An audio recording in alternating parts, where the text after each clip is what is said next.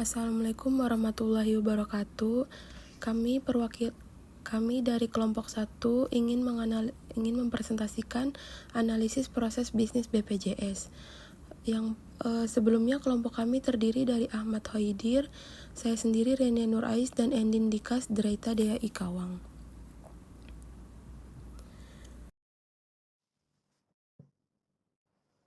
Identifikasi dan discovery proses bisnis. Analisis proses bisnis BPJS untuk proses pendaftaran sebagai perorangan dan prosedur mendapatkan jaminan pelayanan kesehatan.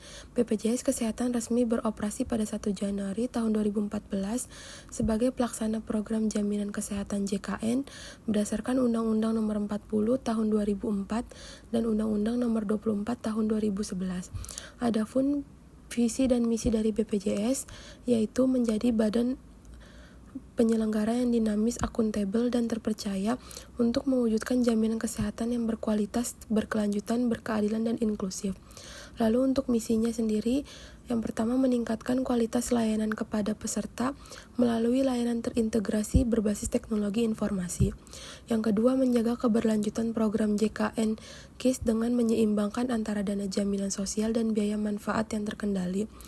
Yang ketiga ada memberikan jaminan kesehatan yang berkeadilan dan inklusif mencakup seluruh penduduk Indonesia.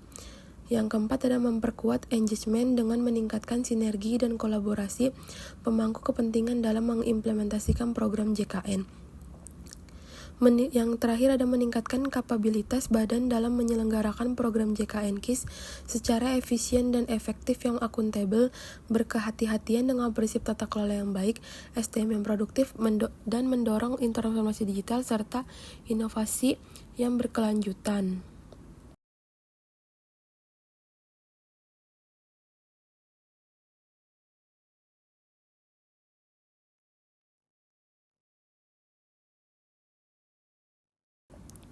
Lalu di sini ada layanan BPJS. Satu, pelayanan kesehatan tingkat pertama. Yang kedua, ada pelayanan kesehatan rujukan tingkat lanjutan, meliputi pelayanan kesehatan rawat jalan dan rawat inap.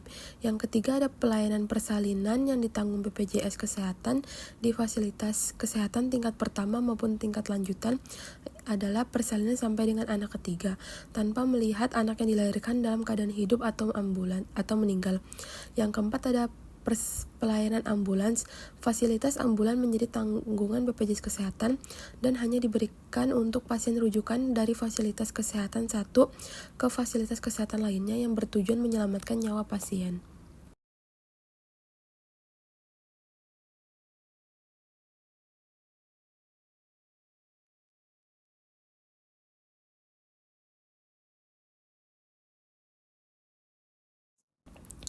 Lalu ada daftar layanan yang tidak ditanggung BPJS. Yang pertama, pelayanan kesehatan yang tidak sesuai dengan ketentuan peraturan perundang-undangan, pelayanan kesehatan yang dilakukan di fasilitas kesehatan yang tidak bekerja sama dengan BPJS Kesehatan kecuali bila situasinya darurat. Pendaftaran peserta, pembayaran iuran, pelayanan kesehatan,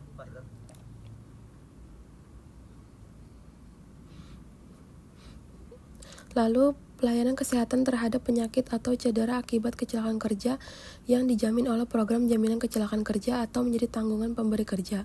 Yang keempat, ada pelayanan kesehatan dijamin oleh program jaminan kecelakaan lalu lintas yang bersifat wajib. Yang kelima, ada pelayanan kesehatan dilakukan di luar negeri. Yang keenam, pelayanan kesehatan untuk tujuan estetika. Yang ketujuh, pelayanan untuk mengatasi masalah infertilitas seperti program bayi tabung. Yang kedelapan ada pelayanan ortodonsi untuk meratakan gigi. Yang kesembilan ada pelayanan untuk penyakit atau gangguan akibat ketergantungan obat atau alkohol. Yang kesepuluh ada gangguan kesehatan yang disebabkan oleh tindakan menyakiti diri sendiri yang disengaja.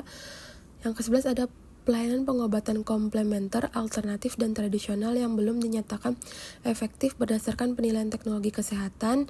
Yang ke-12 ada alat dan obat kontrasepsi, kosmetik, makanan bayi dan susu. Yang ke-13 ada perbekalan kesehatan rumah tangga. Yang ke-14 ada pelayanan kesehatan akibat bencana dan kejadian luar biasa atau wabah yang sedang menyerang.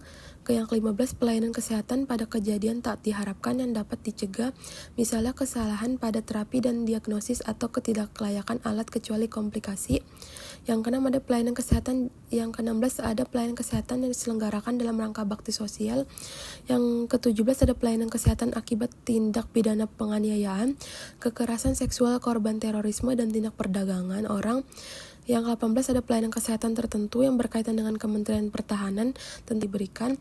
Yang ke-10 ada pelayanan yang sudah ditanggung dalam program lain. Untuk next lanjut berikutnya akan dijelaskan oleh Ahmad Haidir.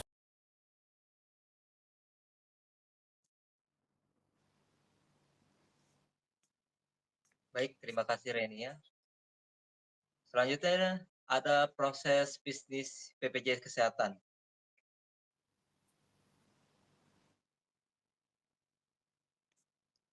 Proses bisnis BPJS Kesehatan mencakup pendaftaran peserta, pembayaran iuran, pelayanan kesehatan di fasilitas Vaskes.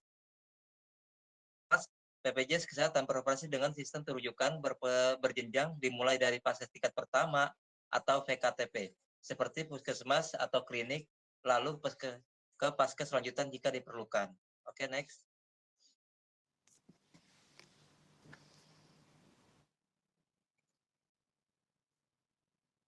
Di sini ada daftar BPJS syarat pendaftar BPJS Kesehatan. Syarat yang pertama itu adalah kartu tanda penduduk atau KTP, kedua kartu keluarga atau KK, ketiga itu nomor pokok wajib pajak atau NPWP. Keempat itu nomor handphone yang aktif, kelima nomor rekening atau dompet digital. Keenam alamat email, 7 pas foto digital ukuran 3x4 atau maksimal 50 KB. Di sini BPJS Kesehatan juga menyediakan 3 kelas layanan dengan biaya yang berbeda. Di antaranya adalah yang pertama kelas 1 seharga 150.000 per bulan, kelas 2 100.000 per bulan, kelas 3 42.000 per bulan atau 35.000 dibayar sendiri dan 7.000 disubsidikan oleh pemerintah. Next. Cara daftar BPJS Kesehatan juga bisa melalui beberapa cara. Yang pertama itu melalui situs resmi BPJS Kesehatan, kedua melalui aplikasi mobile JKN, ketiga melalui offline di kantor cabang BPJS Kesehatan terdekat. Di sini ada model proses bisnis saat ini menggunakan BPMN dan penjelasannya untuk tiap proses dan persyaratannya. Di samping adalah diagramnya. Yang pertama itu isi formulir pendaftaran online atau offline, kedua lanjutan unggahan dokumen identitas KTP, KK, NPWP jika ada. Next selanjutnya itu verifikasi data oleh BPJS, dan next selanjutnya itu pembayaran iuran pertama 14 hari after day.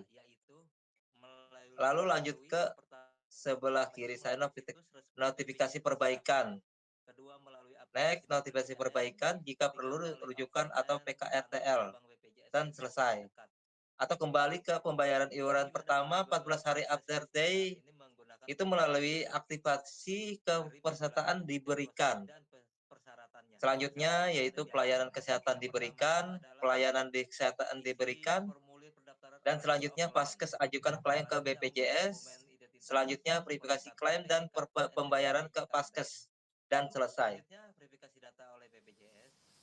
Next. Pembayaran iuran pertama 14 hari after day. Di sini ada tabel cara daftar BPJS Kesehatan. Yang pertama itu langkahnya adalah akses layanan. Deskripsi prosesnya adalah via aplikasi mobil JKN, BPJS, atau kantor cabang. Persyaratan adalah koneksi internet atau datang langsung.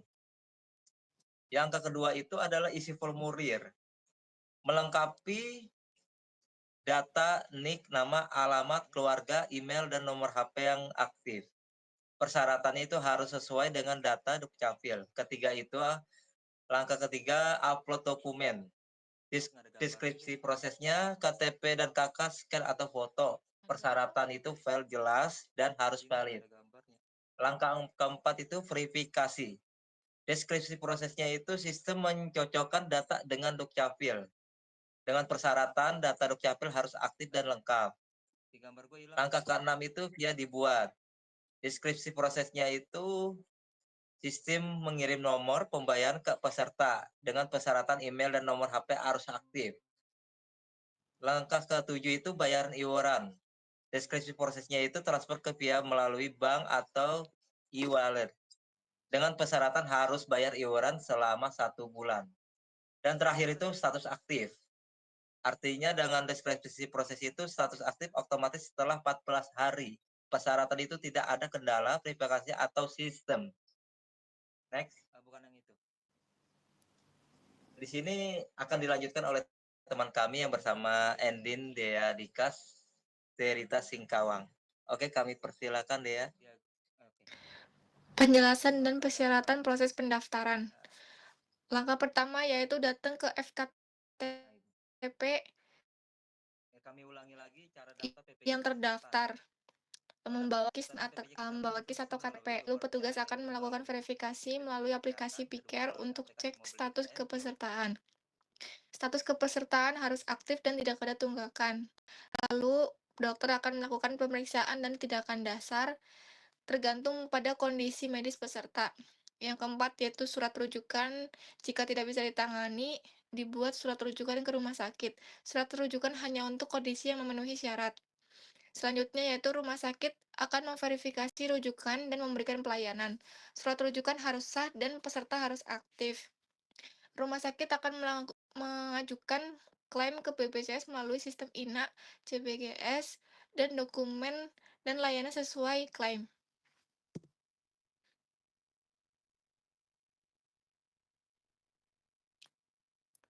Permasalahan atau kelemahan dalam proses bisnis ada 6 aspek, yaitu aspek administrasi, aspek layanan kesehatan, aspek teknologi, aspek keuangan, aspek edukasi dan komunikasi, aspek pengawasan dan etika. Aspek administrasi yaitu proses pendaftaran yang rumit dan lambat, data seperti alamat, vaskes, status kepesertaan sering tidak sinkron atau lambat terupdate. Integrasi data antar lembaga seperti BPJS, Dukcapil, sampai ke Vaskes belum optimal. Aspek layanan kesehatan, waktu tunggu yang panjang di fasilitas kesehatan karena antrian dan verifikasi. Rujukan berjenjang kaku menyulitkan pasien untuk mendapatkan layanan cepat. Pelayanan tidak merata, tidak terpadu. Aspek teknologi, aplikasi BPJS Mobile JKN sering error atau tidak responsif. Ketergantungan jaringan pada internet menyulitkan pengguna di daerah 3T tertinggal, terdepan, dan terluar. Sistem informasi rumah sakit SIMRS belum sepenuhnya terintegrasi INA CBGS. Aspek hingga mengganggu keseimbangan keuangan BPJS. Klaim rumah sakit yang lambat cair berdampak pada operasional layanan kesehatan. Defisit anggaran karena beban pembiayaan lebih besar dari pemasukan. Aspek edukasi dan komunikasi, kurangnya sosialisasi yang masif soal hak dan kewajiban peserta. Miskomunikasi antara peserta dan petugas BPJS atau Vaskes yang menyebabkan kesalahpahaman. Banyak peserta yang tidak memahami prosedur klaim, rujukan, dan iuran. Aspek pengawasan etika. Masih ditemukannya penyalahgunaan sistem seperti peserta yang hanya aktif saat sakit parah. Vaskes kadang menarik biaya tambahan di luar ketentuan. Kurangnya kontrol kualitas layanan dari mitra BPJS. Desain ulang proses bisnis BPJS atau heuristic redesign. Aspek administrasi, permasalahannya yaitu pada pendaftaran yang rumit, update data yang lambat, dan integrasi data yang lemah. Desain ulangnya yaitu otomatisasi pendaftaran peserta mandiri melalui integrasi NIK, yaitu dari data Dukcapil otomatis akan ditarik ke sistem BPJS. Sistem satu pintu untuk update data atau one-stop service, seperti perubahan alamat, vaskes, status cukup dialihkan melalui mobile JKN dan atau layanan digital terpadu. Integrasi data lintas lembaga real-time dari BPJS, Dukcapil, sampai ke Vaskes menggunakan API standar nasional melalui dukcapil.co.id, API, dan SIMRS, serta BPJS. Aspek layanan kesehatan, permasalahannya yaitu antrian yang lama, rujukan yang kaku, dan layanan tidak merata. Desainnya yaitu booking antrian online melalui via mobile JKN atau QR check-in di Vaskes. Rujukan fleksibel berbasis kasus dan histori pasien, sistem mengenali kondisi kritis, dan langsung arahkan ke rumah sakit spesifik tanpa manual approval. Kemitraan dengan klinik swasta di daerah terpencil, sehingga insentif berbasis jumlah layanan BPJS untuk perluas jangkauan. Aspek pengawasan etika, permasalahannya yaitu penyalahgunaan sistem biaya tambahan yang ilegal, minim kontrol kualitas. Redesainnya yaitu sistem pelaporan peserta anonim melalui mobil CKN dan website, sehingga laporan langsung ditindaklanjuti oleh BPJS Pusat. Audit kualitas layanan Vaskes secara berkala berbasis rating peserta, yaitu kepuasan, waktu tunggu, dan transparansi biaya. Pemantauan penggunaan kartu berbasis AI mendeteksi pola penyalahgunaan seperti klaim tiba-tiba dalam jumlah besar setelah menonaktifkan lama. Aspek teknologi, permasalahannya yaitu aplikasi sering error dan ketergantungan internet yang tinggi. Redesainnya yaitu perbaikan mobil JKN dengan arsitektur ringan PWA atau Progressive Web App mode offline terbatas. Layanan SMS Gateway atau USSD menu untuk peserta di data tanpa internet, misalnya cek status, ubah vaskes, dan cek saldo iuran. Standarisasi migrasi SIMRS agar semua rumah sakit mudah menyinkronkan data klaim, riwayat pasien, dan rujukan. Aspek keuangan, permasalahannya yaitu iuran menunggak, klaim yang lambat, dan defisit anggaran. Redesainnya yaitu sistem pengingat otomatis, reminder, dan auto debit untuk peserta mandiri melalui WhatsApp resmi, SMS, dan push notification. Klaim otomatis berbasis diagnosis digital dan histori pasien, sehingga tidak perlu review manual untuk kasus berulang. Segmentasi peserta dan subsidi silang lebih transparan, sehingga peserta rawan ekonomi otomatis diusulkan ke PBA atau penerima bantuan iuran. Terima kasih, sekian presentasi dari kelompok kami.